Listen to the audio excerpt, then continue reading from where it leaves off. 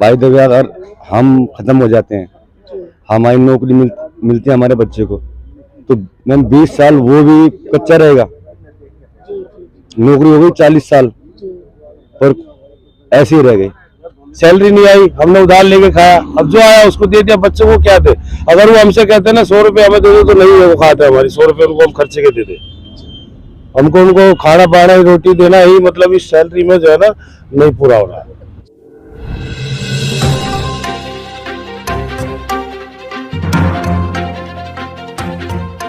नमस्कार, मैं रेखा दुग्गल। आप देख रहे हैं सफाई सैनिक न्यूज चैनल। यह आपका अपना वो न्यूज चैनल है जो पूरे भारत में सभी सफाई सैनिकों की आवाज को उठाता है, उनके हक और अधिकार की लड़ाई लड़ता है। इस वक्त हम मौजूद हैं रोहिणी के वार्ड नंबर 24 में।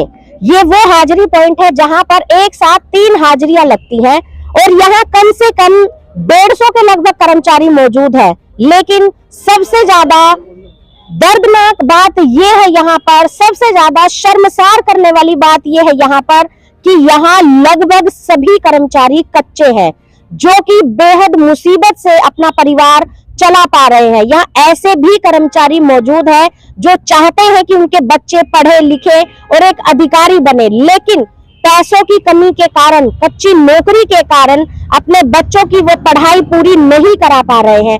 और भी यहाँ के कर्मचारियों के घरों में बहुत सारी समस्याएं हैं। सभी कर्मचारी हमारे साथ यहाँ मौजूद हैं। हम सभी से बात करेंगे और जानेंगे कि ये छोटी सी सैलरी में अपने सपनों को कैसे टूटता हुआ देख रहे हैं। सर, क्या नाम है आपका? मेरा नाम विनोद कुमार है जी। विनोद जी, आप कच्चे कर्मचारी हैं यहाँ? जी मैम।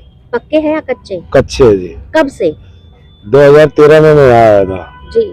अब आप लगा लो 8, 9, 10 साल हो गई। और उससे पहले जो 5 साल जो वैसे जो रफड़ा जिसको वो कहते थे एजीदार, वो अलग है। लगभग 15 से 20 साल। हाँ जी, हाँ जी। तब से आप अभी तक कच्चे ऐसे ही है जी। और उम्र भी जो है ना देख लो तुम्हारे सामने है। कितनी सैलरी लगभग आपको मिलती है? सैलरी हमें तो कट पिटा के हमारे इसमें तो खाते में जो आती है 16,784 रुपए आती है। उसी में पूरा घर चलाना होता है। अब उसमें देख लो जी, उस सैलरी आने से पहले तो अभी पिछले महीने जो है ना सैलरी नहीं आई, हमने उधार लेके खाया, अब जो आया उसको दे दिया। बच्चों को क्या दे? अगर वो हमसे कहते हैं ना 100 रुपये हमें दे दो, तो नहीं है वो खाते हमारी 100 रुपये उनको हम खर्चे के दे दे। हमको उनको खाना पाना रोटी देना ही मतलब इस सैलरी में जो है ना नहीं पूरा हो रहा है। ये समस्या है। लिखा पढ़ा तो कहाँ से पाएंगे ना, रोटी नहीं दे पा रहे हम ढंग से, लिखा पढ़ा तो कहाँ से पाएंगे। और जो हमारी जो जितनी भी जो ये पार्टी है ना, जितने भी बड़े बड़े लोग हैं, ये लोग चाहते हैं कि ये इस दर्जे के आदमी यही रहे, ऊपर ना उठे। जी। मैं अपने अफसरों को कोई दोष नहीं दे रहा हूँ, मैं तो पार्टी को जो देश को चला रहे उनको दोष दे रहा हूँ कि वो लोग इस बात को क्यों नहीं समझते। जो आदमी सुबह उठकर हमको जो है स्वस्थ नाली मोरी हमारा रास्ता स्वस्थ कर रहा है, उसके लिए बारे में क्यों नहीं सोचा जा रहा है। हमारा तो ये कहना है कि हमारी सरकार को ये सोचना चाहिए कि जो भी ये हमारे है इनको एक बार आप क्लियर करो, उसके बाद वो आपकी मर्जी है, भर्ती कैसे करोगे नहीं करोगे, कैसे रखना नहीं रखना वो आप ही करोगे, हम नहीं करेंगे। लेकिन एक बार उन पर तो ध्यान दो, जो पहले से जो 18, 20, 19 साल से जो मरते आ रहे हैं उन पर तो ध्यान दो, उनके बच्चों को तो रोटी मिले। मेरा इतना ही कहना है। सर, क्या नाम है आपका? मेरा नाम है कमल किशोर। सर, क्या परेशानियां है यहाँ? परेशानी सबसे बड़ी दिक्कत तो परेशानी है, एक तो तनख्वाह कम, दूसरी हर तीसरे महीने हमारी तनख्वाह कम 1-1.5 महीने लेट आती है। अब 1-1.5 महीने के बीच में हम क्या करें? कहाँ से तो राशन लाए, कहाँ से वो बच्चों का फीस वगैरह भरे, ये दिक्कत बहुत है। और 20 साल हो गए, 2007 से लगाओ 20 साल हो गए। 20 साल से। क्या नाम है आपका? मेरा नाम सुधीर है। सुधीर जी, क्या परेशानी है? मैम, सबसे पहले तो जो कर्मचारी है, जितना भी कच्चा कर्मचारी है, किसी को टाइम से कुछ नहीं मिलता। जैसे एक एरियल है, सारे जोनों में करोलबाग सारी जगह एरियल मिल रहा है, एक कच्चे कर्मचारी को एरियल यहाँ रोहिणी जोन में क्यों नहीं मिल रहा है? बड़े दुख की बात है कि जो हमें टाइम से कुछ नहीं मिल रहा है। जो दिवाली का बोनस है वो भी 1184 रुपये है। तीन बोनस बन रहे थे, 3 में से 1 दे दिया, वो भी 2 अब भी डूब पड़े। मैं जी मैडम, क्या कहना चाहेंगी आप? क्या नाम है आपका? राजेश सर जी। क्या कहेंगे आप? क्या परेशानी है? ये सेम प्रॉब्लम हमारी यही है सबकी। आप भी कच्ची हैं? हाँ जी। कितने साल से? ये 19-20 साल हो गए। 20 साल लगभग आपको भी हो गए हैं। तो घर किस तरीके से चल पाता है? बस मैम ऐसे ही चलता है, कभी किसी से लिया कभी किसी से लिया, ऐसे होता है बस। आपका? मेरा नाम सोनू है मैम। सोनू जी, आप कब से यहाँ जॉब कर रहे हैं? मुझे हो गई जी 18 साल हो गए। पक्के हैं आप? नहीं, कच्चे में। आप भी कच्चे हैं? जी लगभग सभी लोग यहाँ पर कच्चे हैं। जी जी। तो सर, किस तरीके से मतलब अपने अधिकारियों से आप बात नहीं करते, या आप आगे अपनी बात नहीं पहुँचाते, या आपको सपोर्ट नहीं मिल रहा है, क्या कहेंगे आप? सब चीज करके देख लिया मैम, जी, कोई मसला नहीं निकला। कोई फायदा नहीं है। जी, आप आगे आ जाओ।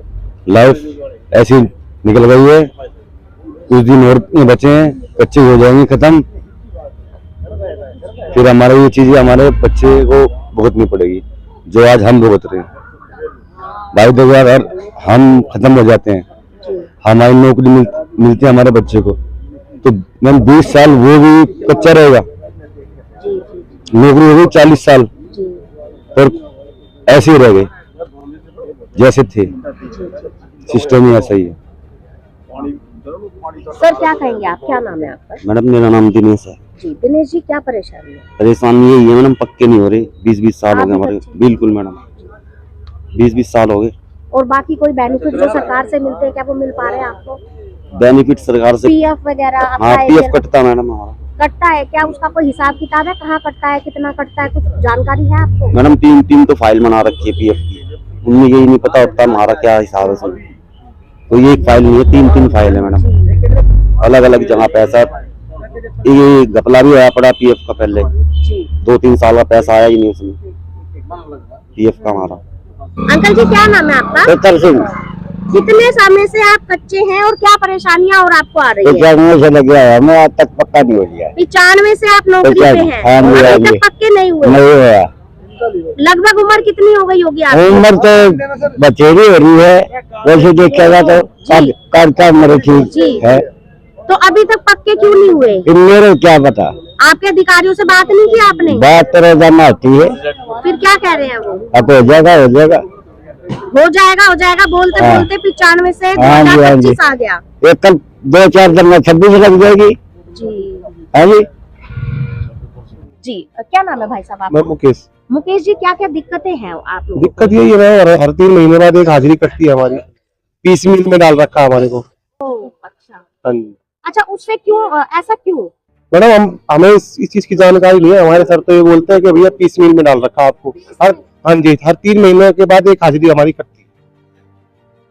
इसकी वजह से तो दिक्कतें आती होंगी। दिक्कत में ना, पूरे महीने काम करते तो एक हाजिरी हमारी कट के आती है। जी। और कच्चे होंगे आप? बिल्कुल कच्चे हैं हम। कितने साल से कच्चे? 2007 में लगे थे हम। और सैलरी की प्रॉब्लम है, सैलरी टाइम पे नहीं आती है कभी। जी, सैलरी कभी टाइम पे नहीं आती। और जो सैलरी आती है उसमें से भी एक दिन की हाजिरी को काट दिया जाता हाँ जी, है। हर 3 महीने बाद। हर 3 महीने? हाँ जी, पीस मिल में डाल रखा है हमारे को। हाँ जी। जी, क्या नाम है आपका? सुनील।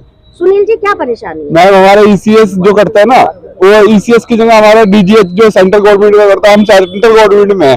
हमारा ये बनना चाहिए डीजीएच, ईसीएस की जगह डीजीएच जो सेंट्रल गवर्नमेंट में आता है। एक तरफ तो हमारी जो हमारे को सेंटर में कह रहे हैं, लेकिन दो हमारे जो नॉर्थ के अंदर पीएफ कट रहा है, साउथ में पीएफ नहीं कट रहा है। यही समस्या, जब हम सेंटर में है तो एक थाली में 2 पार्टी कैसे हो सकते हैं मैडम? सर्दी का मौसम है, चारों तरफ घना कोहरा छाया हुआ है।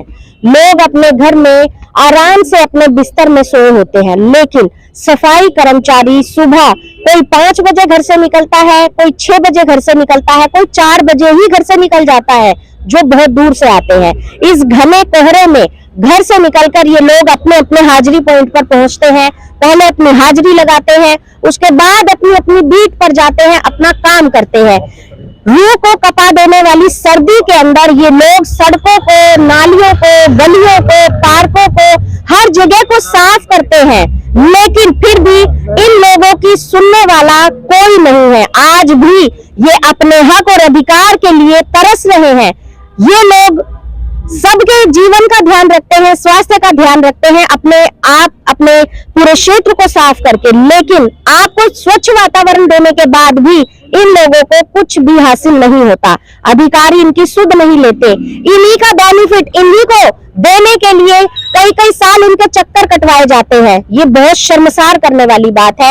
इन लोगों के जो हक है, जो अधिकार है, वो इन लोगों को समय पर मिलने चाहिए। मैं कमिश्नर साहब से और सरकार से हाथ जोड़कर विनती करूंगी कि सफाई सैनिकों को सफाई सैनिक का दर्जा देने से कुछ नहीं होता, इनके जो हक और अधिकार है वो इनको मिलने चाहिए।